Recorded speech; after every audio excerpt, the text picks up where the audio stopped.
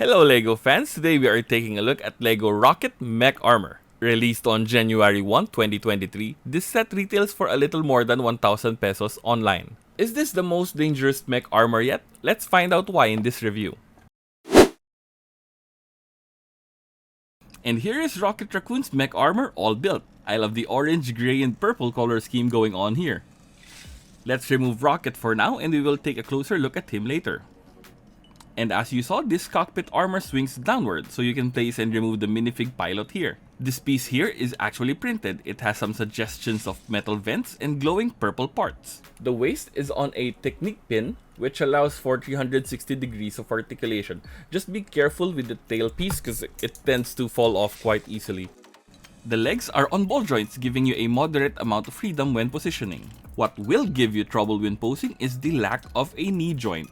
This is a bit of a double-edged sword. Without knee joints, the kit is very stable. It can stand very well, but you have limited posability when taking pictures. With flexible knee joints, you would end up with loose joints over time. If you have built Gunpla before, then you know what I'm talking about. The inclusion of brown pieces in this kit is an inspired design decision. It helps the mech look a little more organic and alive, if that makes sense. This brown piece here looks great. It suggests that this left hand is of a furry animal. The feet look a little thin, but they hold up the kit just fine.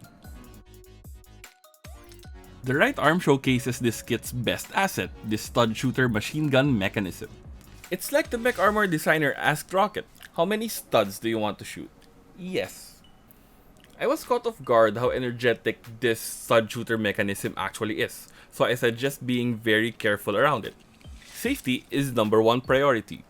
Also on this arm is a mount for a minifig accessory, in this case a rather large gun that fits Rocket's personality and his minifig hand. On the back you see suggestions of some flight boosters with glowing purple flame. It has limited movement depending on arm placement.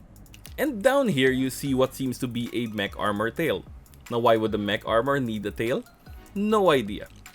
You can spin it freely like this, but my problem is how easy it is to remove. This single stud connection can be quite loose, so be careful. And here is Mr. Raccoon himself. He dons an orange overall with nice prints. The color matching here is actually quite excellent. The brown on the sleeves is the same as the brown on the printing on the vest. A custom molded head with a big grin that looks like he just saw a huge explosion. And here he is next to a Rocket Raccoon minifig from the Guardians of the Galaxy Advent Calendar. If you haven't seen that video, go check it out after this one. Side by side, you may notice that this one is slightly taller. Why is that, you may ask? The answer is revealed when you both turn them around and you will see that this minifig does not come with a tail. So the mech armor has a tail part but the actual Raccoon minifig doesn't have one. Weird. My guess is that this is a space issue. No, not outer space.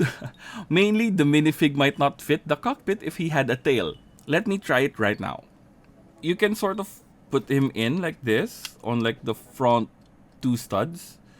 But then, you won't be able to close it at all, even if you raise his hands like this. There we go. He won't fit properly. So, on the back part, you just can't put him on because the tail is in the way. So that is why they included the minifig without a tail on. Oops. They included a minifig without a tail on. I just wish that they still gave you a tail so that you can show him off outside of the mech with a tail on. But yeah, this one fits just fine. And if you like this video, be sure to check out this review of the Hulk mech armor.